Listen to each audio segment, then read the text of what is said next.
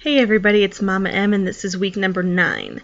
I'm coming to you in my glasses today because my eye doctor has discovered that I scratched the lens of my left eye and I have all kinds of drops and junk in there and have been told not to wear my contacts and technically to stay off the computer for a few days, so don't tell her. Today I am finally getting around to discussing the idea that all of our lives are predetermined by us before we make it to this realm. So stay tuned for that. And I have a lot more questions that you guys submitted this past week for me to answer, so I'll try to get to all of them. Ready to go? Let's get started. There are 2 different types of roles you can play when you make the journey from being a spirit on the other side back into the human body. Most of us are students. Students would be obviously people who are here to learn something. And then there are the teachers. And the teachers are here to assist the students along their way and provide them with the lessons that they need in their lives in order to accomplish their overall goal so that when we get back to the other side, we've taken something really important with us. Now, teacher roles are reserved for people who have been through lifetimes several times. You can't just decide you're going to be a teacher. You have to have gone through the ringer a few times and really learned what it is as far as the mysteries of human existence. You really have to have figured out the meaning of life through all of your various journeys. Now, some people can remember or recall parts of past lives, and some people have no recollection and don't even believe in reincarnation. When you get back to the origination place, or home, or heaven, or whatever you'd like to refer to it as, when you get back there, all of your previous lifetimes and the most current lifetime are all things that you can remember. You can put all the pieces together, and your spirit or your soul, sits there and goes, okay, I learned this from this lifetime and that from that lifetime. Now I need to learn this. So you can make the choice to come back again and learn the next thing that you think you need to learn. Some spirits will come and do one lifetime and they're perfectly happy just hanging out on the other side after that. Many spirits choose to do it again. I don't know, I'd have to assume that it would get boring just hanging around being a ghost, right? So, most people would choose to go out and do something again.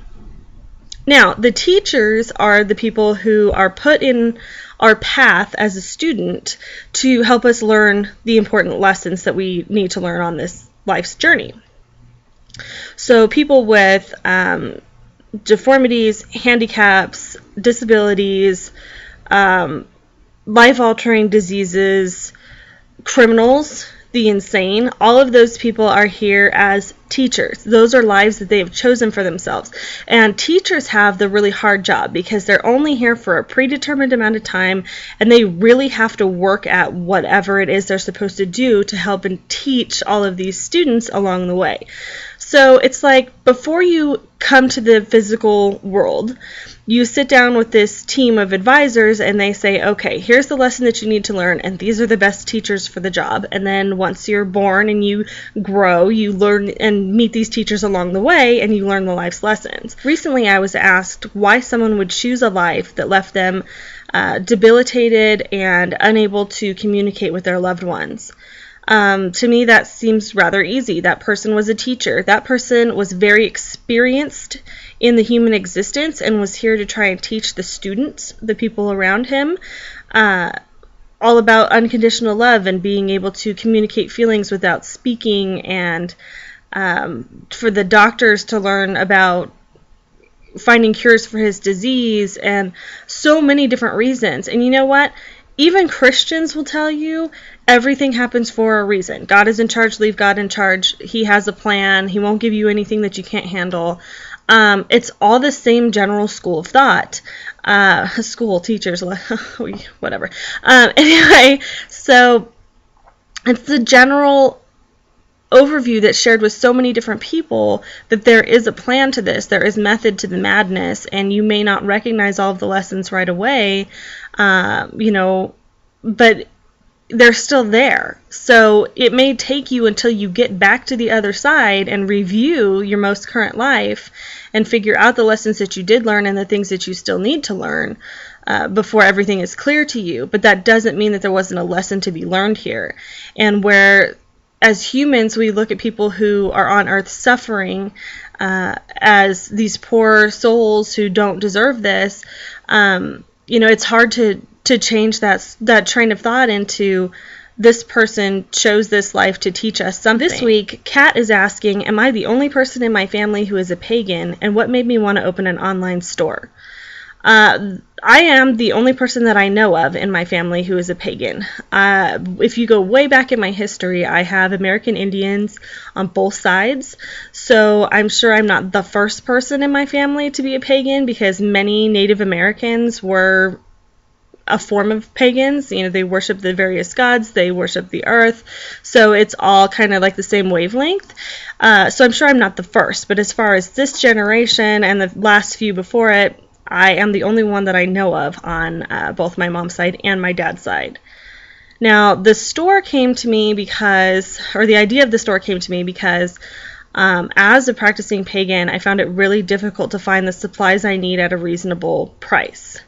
So it started out as this idea where I was going to open a metaphysical store where people could get whatever they needed. Other pagans can get items that they need for rituals and spellcasting and all that good stuff. And the curious could come and take a peek at like tarot card readings and different home decor items, and it just kept expanding and expanding and expanding the idea of what I was going to do. And my main goal was to provide the general public with items at prices they could actually afford, because as a working mom, I know what it's like to work really hard for your money and not want to fork all that cash over for the stuff that you need. Diane is asking if I have ever cast a spell on my husband or a family member without their knowledge. No.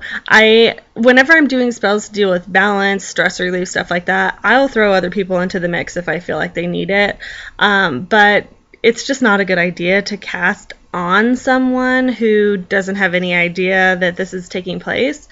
I do a lot of spell work for other people, so in the case of like bring back my ex-boyfriend or things like that, it's not putting a spell on someone, it's putting the intent out into the universe and asking the universe to bring that person what they're asking for, as long as it brings harm to no one in the meantime.